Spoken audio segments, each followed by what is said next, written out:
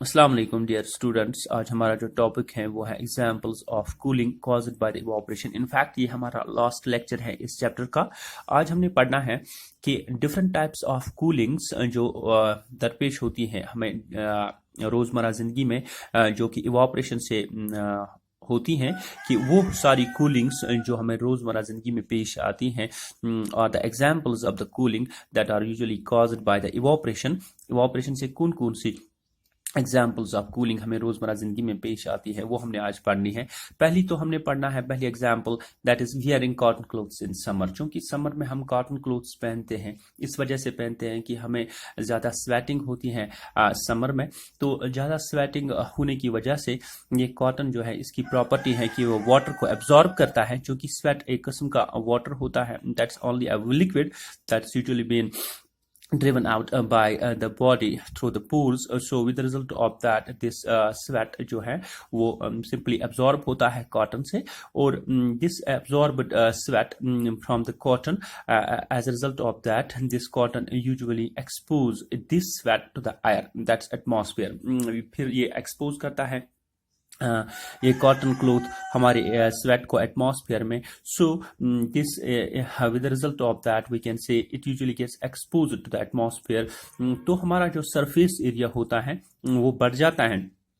Cotton cloth का भी surface area ज़्यादा होता है और हमारी बॉडी का सरफेस एरिया भी ज़्यादा होता है। With the result of that the evaporation of the sweat usually takes place simply as the sweat usually get heat from the body to get evaporate. So body से जो heat निकलती है वो मदद करती है स्वेट को इवैपोरेट होने में। As a result of that और जो कॉटन क्लोथ का भी सरफेस एरिया है वो इसमें भी मदद करता है। So as a result of that when such sweat usually get evaporated our body feel cool and comfortable. So इससे हमारी बॉडी को राहत नसीब होती है, कूलनेस और कंफर्टेबल हम स्वेट आफ्टर स्वेटिंग के बाद महसूस कर सकते हैं। तो यहाँ पे हमने लिखा in summer we prefer to wear the cotton clothes to keep our selves cool as we sweat a lot in the summer. क्योंकि ज़्यादा ये पसीना आ जाता है समर में।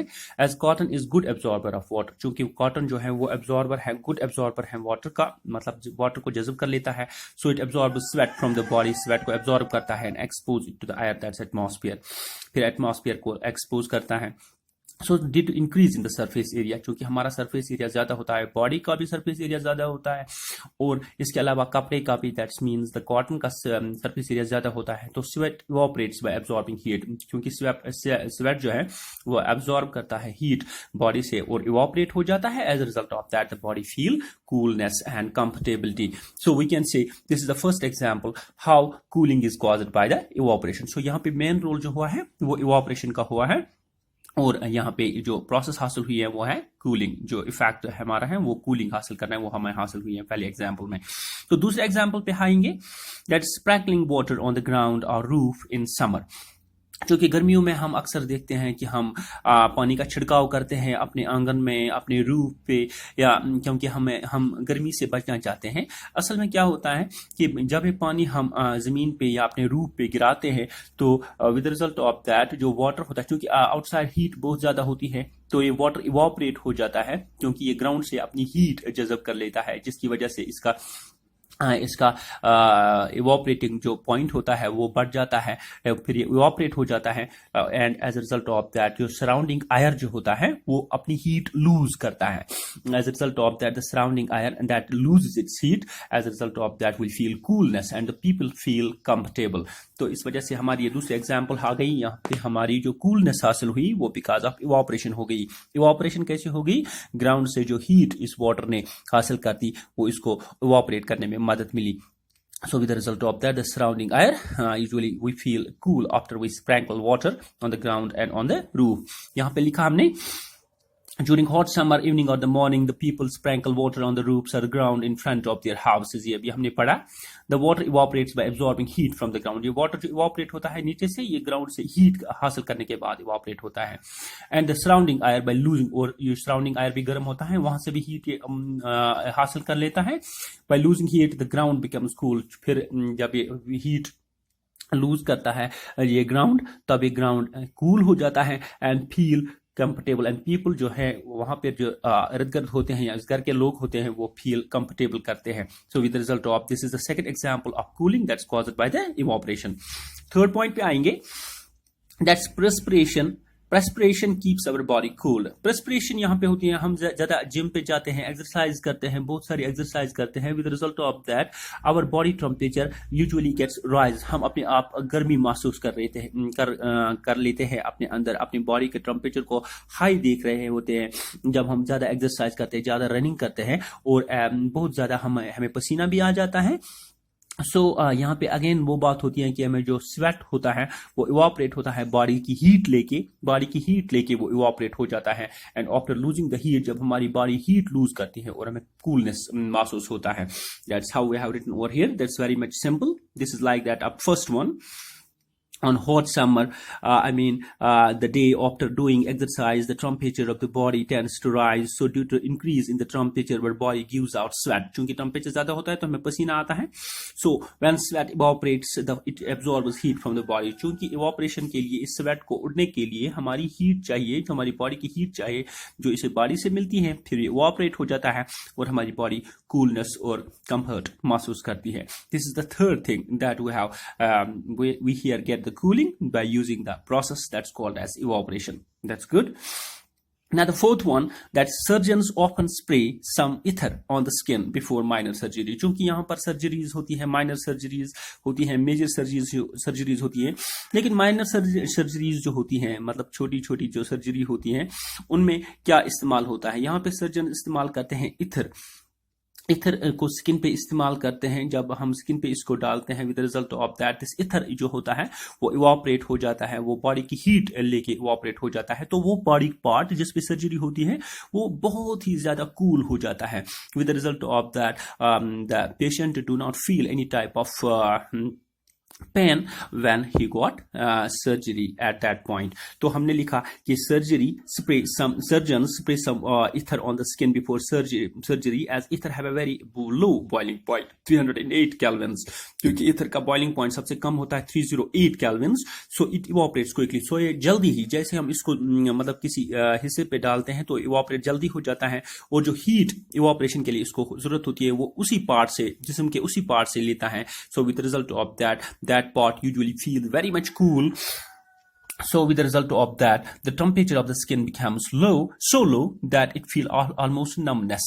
तो हमें दिखता है, हमें महसूस होता है कि वो बॉडी का हिस्सा बिल्कुल हमें अलग, वो हम महसूस ही नहीं करते, इतना ज्यादा वो कूल हो जाता है, हम उसको अपनी बॉडी के हिस्से का मानते ही नहीं उस टाइम, जिस टाइम इस पर हम इथर डालते हैं.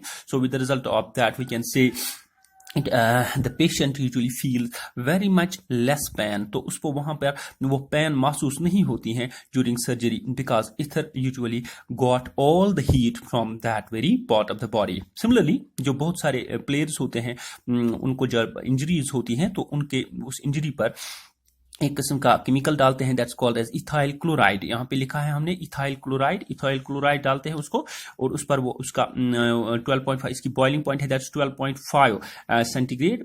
वो भी जल्दी हो जाता है इसका, वो इवापरेट होता है 12.5 डिग्री सेंटीग्रेड. और with the result of that we can say the players usually feel almost numbness at that part and less pain because of that ethyl chloride. So वो इथाइल क्लोराइड भी body के हिस्से से heat जज़ब करके उड़ जाता है और बॉडी numbness महसूस करती है and they feel less pain. And the last one, the ice rubbed on the burnt part of the skin. क्योंकि कभी कभी हम जल जाते हैं, कभी कोई उंगली या कोई हाथ या कोई पैर जल जाता है, तो इस बॉडी के हिस्से पे हम आइस का रब करते हैं, आइस के मतलब क्यूब से हम उसको रब करते हैं, क्योंकि हम जानते हैं कि जब हम जल जाते हैं, अल्लाह बचाए, तो कभी कभी उस पार्ट ऑफ द बॉडी पे जो टेम्परेचर होता है वो ज़्यादा हीट हम ज़्यादा महसूस करते हैं, बहुत ज़्यादा पेन महसूस करते हैं. लेकिन जब हम आइस उस पर रब करते हैं तो आइस इस बॉडी के पार्ट के हीट को जज़ब कर लेता है. So with the result of that part of the body usually feel almost numb and we feel the temperature of that very part being decreased. So we can say this is only because of evaporation. So we see when some part of the body is burnt, we rub the portion of that very part with an ice cube. Reason is that due to burning, the temperature of the skin increases. चूंकि temperature of the skin हमारी ज्यादा होता है, so by rubbing with the ice, the excessive heat from the skin is taken by the large latent heat of the fusion of water. क्योंकि यहाँ पे हम water का, that's called as the ice, हम इस पे मलते हैं, so with the result of that, the heat is being taken or absorbed by this water and it got evaporated. फिर वो evaporate हो जाता है वो ice, लेकिन heat कहाँ से हासिल करता है? वो इसके इस पार्ट, इंजर्ड पार्ट से, जो बर्न पार्ट होता है वहां से हासिल कर लेता है. सो temperature of the burn decrease. So temperature of the burn जो है वो डिक्रीज हो जाता है, क्योंकि उसकी जो हीट वो सिंपली आइस हासिल करता है. उस बर्न पार्ट की जो एक्सेस हीट होती है वो आइस हासिल कर लेता है, और वो बर्न पार्ट सिंपली अपना नॉर्मल टेम्परेचर रिगेन करता है, और हमें फील लेस पेन महसूस होती है. So this is how we are having the few examples that I have shared with you, the examples of cooling caused by the evaporation.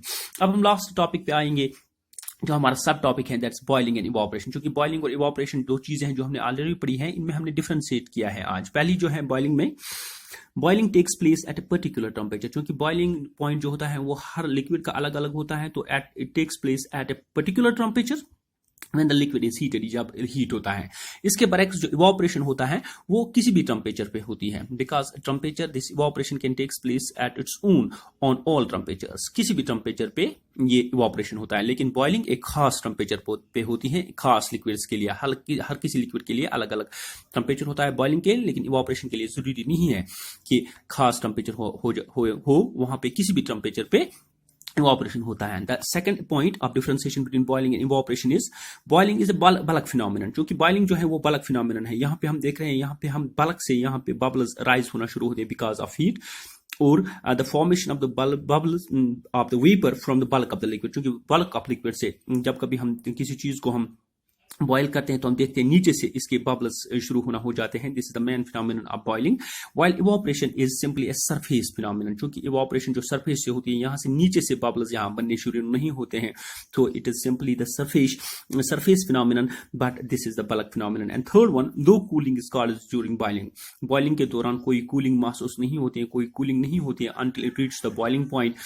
And the third one, evaporation always causes boiling. Evaporation के बाद जो phenomenon होता है, जो अभी हमने पढ़ा, वो कूलिंग होती है. सो यहाँ पे दो फिगर्स हैं जिनकी मदद से आप महसूस कर सकते हैं. वन इज कॉल्ड, फील कर सकते हैं, आप देख सकते हैं.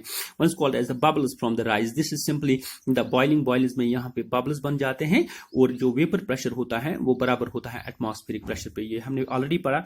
और हमारा नेक्स्ट है दैट्स कॉल्ड इवैपोरेशन. इवैपोरेशन चूंकि सरफेस फिनोमिनन है, यहाँ पे वेपर प्रेशर जो है वो लेस होता है एटमॉस्फेरिक प्रेशर पे, और बबल्स यहाँ पे बिल्कुल नहीं बनते. So dear students, we have completed this very chapter, and I think how we will we will send you the different types of and these assignments to you people. Thank you. We will take the next chapter of this very chemistry by tomorrow. Thank you.